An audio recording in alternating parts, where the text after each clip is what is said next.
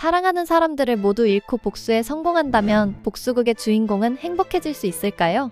가장 좋아하던 작품의 악역으로 빙의한 유디트는 과연 장르를 바꿀 수 있을지 장르를 바꿔보도록 하겠습니다. 정주행해요. 나는 복수극을 좋아한다. 여자는 평소 좋아하던 소설인 겨울숲의 주인 속 악역인 유디트에 빙의합니다. 소설 속 유디트는 키우던 조카인 루카가 공작가의 사생아라는 사실을 알고 돈을 뜯어내려다가 죽는 멍청한 캐릭터였죠. 유디트는 루카가 공작가에 가기 전까지 잘해주고 자연스레 소설에서 빠져나올 생각이었는데 다정한 유디트의 모습을 보자 루카는 오히려 경계합니다. 한동안 잠만 자더니 미쳤어? 사실 소설 속 유디트는 언니가 죽고 조카와 둘이 남겨졌을 땐 루카를 그저 귀찮은 존재로 생각했습니다. 하지만 루카가 6살이 되고 외모가 꽃피우기 시작하자 유디트는 평소 가족에게 느꼈던 외모 콤플렉스가 떠오르면서 루카를 미워하게 되죠. 유디트는 이번엔 꼭 루카와의 관계를 개선하려 하는데 루카는 그런 유디트를 피하기 바빴고 점점 루카의 얼굴을 보기 힘들어집니다. 그러다 루카가 몸이 안 좋아지면서 유디트를 피하지 않게 되었고 유디트는 그런 루카가 안쓰러웠죠. 유디트는 루카에게 약을 주고 싶었지만 약을 지을 돈이 없었고 평소 가지고 있던 약초 지식으로 숲의 약초를 캐러 갑니다. 유디트는 공작가에 가서 고생하는 루카에게 자신과 지내는 1년 동안 행복한 추억을 잔뜩 안겨주어 힘든 시절을 버틸 수 있게 해주려 하죠. 유디트는 약초를 팔기 위해 마을에 도착하는데 감자같이 생긴 남자가 유디트에게 5월째에 같이 가자고 수작을 부립니다.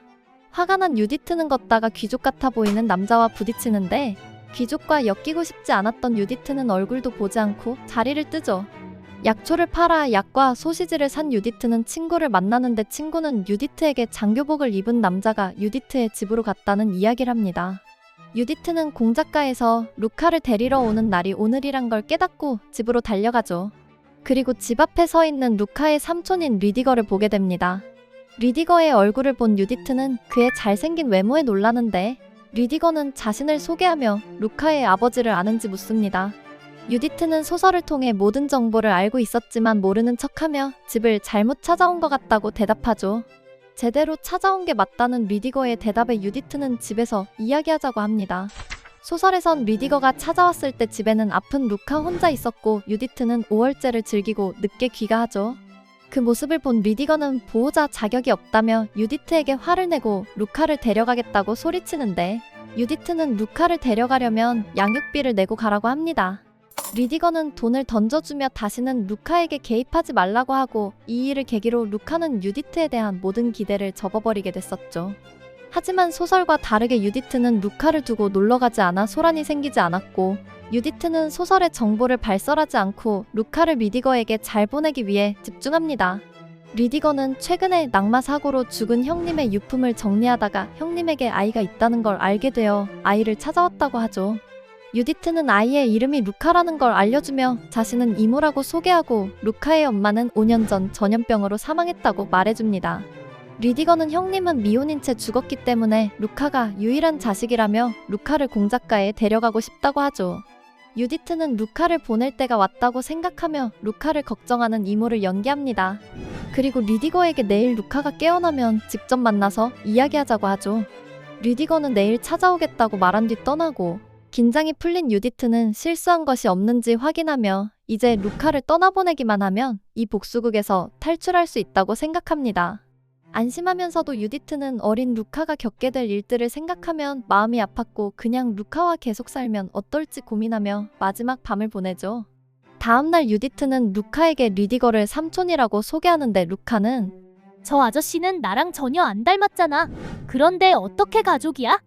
적대적인 루카의 태도에 리디거는 당황하고 자신은 아버지를 닮고 형님은 어머니를 닮아서 그런 거라며 급하게 형님의 초상화를 꺼내서 보여줍니다. 유디트는 리디거 삼촌네 집이 엄청 부자라며 공작가에 가면 매일 맛있는 음식을 먹고 배우고 싶은 것도 다 배울 수 있다고 말하죠. 그러자 루카는 이모도 같이 가냐고 묻는데 유디트는 자신은 집에 남는다고 이야기합니다. 그 순간 루카의 눈빛이 변하더니 유디트를 엄마라고 부르죠. 내가 왜 내 엄마야? 엄마가 아니라 이모잖아. 그러자 루카는 자신을 버리지 말라며 앞으로도 시키는 대로 이모라고 부를 거라고 이야기합니다. 루카의 말에 리디거는 진짜 루카의 엄마가 맞다면 루카만 데려갈 수는 없다고 이야기하면서 유디트에게도 공작가에 같이 가자고 하죠. 루카 역시 유디트에게 성에서 살고 싶어 하지 않았냐며 유디트를 공작가에 데려가려고 합니다.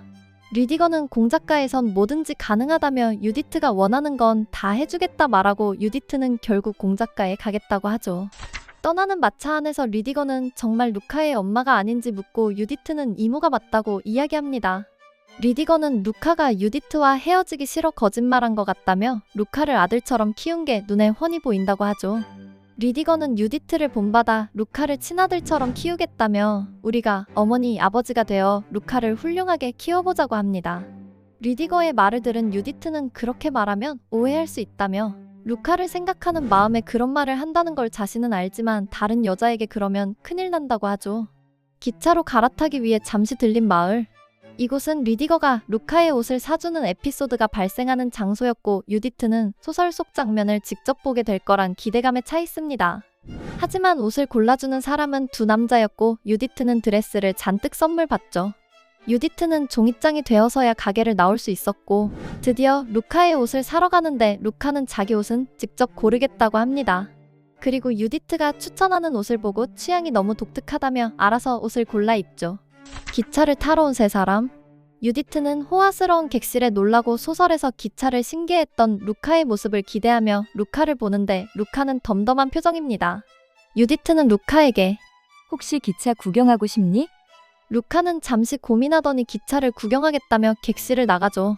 객실에 남은 두 사람. 유디트는 자신을 성으로 부르는 리디거에게 편하게 이름을 부르라고 하는데 그 말을 듣자 리디거는 우리가 굉장히 친밀한 사이가 된 것 같아 설렌다고 말합니다. 리디거의 말에 유디트는 잠시 설레지만 리디거는 결혼하기 싫어 공작가의 후계 자리까지 포기할 만큼의 비혼주의자라 못 먹는 감이라고 생각하죠. 소설이 복수극인 만큼 소설 속에서 공작가의 후계자인 루카를 향한 암살이 계속되었고 리디거는 루카를 구하려다 목숨을 잃습니다. 그리고 암살이 처음 시작되는 곳이 이 열차 아니었죠. 유디트는 암살자만 생포하면 배우를 추적하기 쉬워질 거라 생각하던 중 리디거와 루카가 똑같이 신문을 보는 모습에 흐뭇해합니다. 그러던 중 유디트는 루카가 글을 읽을 줄 모른다는 사실이 떠오르는데 루카 글을 언제 뗀 거야? 나한텐 그런 말 없었잖아. 루카는 흠칫 놀라더니 글자 정도는 읽을 줄 안다고 대답하며 갑자기 뚝딱거리죠. 그런데 루카가 읽고 있는 신문이 자극적인 내용이 적혀있는 황색 신문이었고 유디트는 리디거에게 이런 신문을 루카가 읽는데 말리지 않고 가만히 있으면 어떡하냐며 화를 내고 루카에게 동화책을 읽으라고 합니다. 그리고 루카가 읽던 신문을 슬쩍 가져다 읽는데 그곳엔 공작가의 후계에 관한 이야기와 리디거와 공주님의 혼인 이야기가 실려 있었죠. 그러자 루카가 유디트의 신문을 뺏으며 보면 안 좋은 거라더니 이모는 왜 봐? 뒷부분이 궁금한 유디트는 공작가에 가기 전에 미리 사전 조사를 하는 거라며 신문을 돌려달라고 하는데 루카가 신문을 가지고 나가버립니다. 유디트가 아쉬워하자 리디거는 공작가에 대해 궁금한 것이 있다면 자신에게 물어보라고 하죠. 그 말에 유디트는 리디거에게 공주님과의 혼사 이야기가 어디까지 진행됐는지 묻는데 그 순간 리디거의 표정이 일그러지고 그런 일은 없다며 그 신문은 믿을 만한 매체가 아니라고 합니다. 유디트는 왕녀와 결혼하면 철도 부설권을 유지하면서 공작가의 후계도 될 수 있는 기회인데 왜 안 하냐고 묻죠. 그러자 리디거는 그렇게 하면 루카가 후계자가 되기 어려울 거라고 하는데 유디트는 공작 후계자가 되는 게 행복하단 보장이 있는 것도 아니니 상관없다면서 지금도 루카를 공작으로 만들기 위해서 공작가에 가는 것이 아니라고 합니다. 리디거는 유디트가 루카에게 헌신한다는 생각이 들자 존경스럽다고 이야기하는데 유디트는 리디거 역시 좋은 삼촌이 될 것 같다고 이야기하며 둘은 화기애애한 분위기를 형성하죠. 객실로 돌아온 루카는 둘의 분위기를 보자 둘 다 그만하라며 왜 내 문제로 둘이 알콩달콩하냐고 소리치는데 유디트는 이건 알콩달콩하는 게 아니라 예의를 차리는 거라고 합니다. 유디트는 기차 안에서 암살이 벌어진다는 건 알지만 언제 몇 시에 일어나는지 알 수 없어 식사 시간대마다 긴장했고 결국 체해버리죠. 루카는 딱딱한 빵도 잘 먹던 사람이 갑자기 위장병에 걸렸냐며 비싸고 좋은 음식 다 소용없다고 말합니다. 체한 유디트는 민간요법인 손지압을 하는데 리디거가 유디트의 손을 눌러주죠. 리디거의 힘으로 지압을 해주자 유디트는 아프면서도 시원함을 느꼈고 리디거에게 손을 눌러달라고 부탁합니다. 그러자 루카가 두 사람을 가로막고 자신이 지압을 해주겠다고 하는데 루카의 힘으로는 유디트를 만족시킬 수 없었죠. 결국 루카는 리디거가 지압하는 걸 어쩔 수 없이 허락하고 리디거는 기꺼이 무릎을 꿇은 채 유디트의 손을 주물러줍니다. 그러던 중 승무원이 들어와 저녁 식사를 어떻게 준비해야 하는지 묻는데 리디거는 뒤도 돌아보지 않고 유디트에겐 수프만 준비하라고 명령하죠. 그리고 유디트는 그런 모습을 보며 귀족으로서의 리디거가 낯설게 느껴지죠. 충분히 휴식을 취한 유디트는 저녁 식사가 준비되었다는 이야기를 듣고 식사를 하려고 하는데 루카가 식탁에 가려는 유디트를 잡고 승무원을 째려봅니다. 승무원은 식탁을 뒤지더니 총을 꺼내고 유디트가 루카를 보호하죠. 이후 리디거와 승무원의 총격전이 시작되는데 유디트는 배후를 밝히기 위해서 암살자를 살려야 한다고 생각합니다.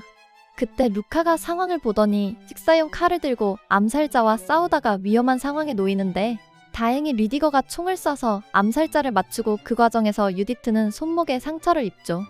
그러자 루카는 이모는 이런 사람이 아닌데 왜 이러냐고 말하며 눈물을 글썽거리고 유디트는 그런 루카의 머리를 쓰다듬어줍니다.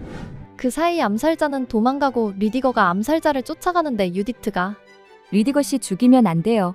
사로잡아서 배우를 캐야 해요.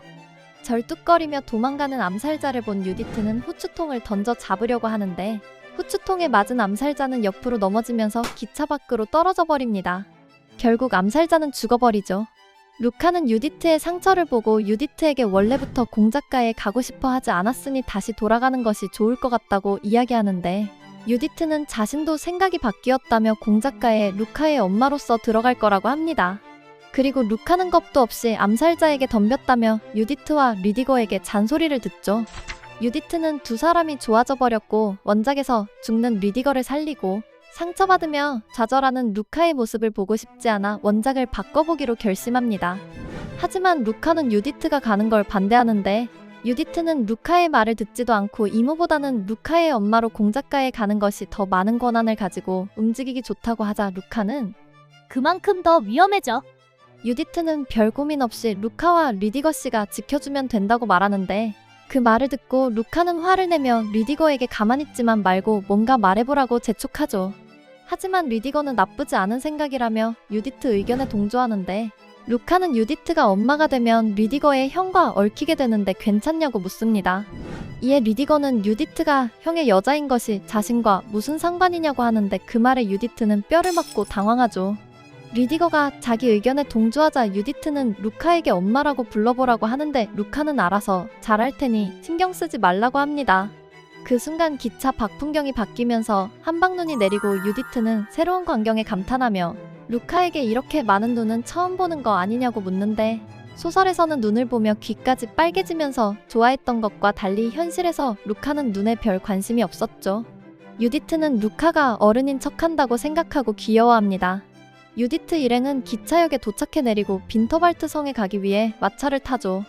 마부는 루카를 보고 요나스 도련님의 어렸을 적 모습과 똑 닮았다며 루카에게 친근하게 인사합니다. 그리고 유디트는 자신을 루카의 엄마라고 소개하죠.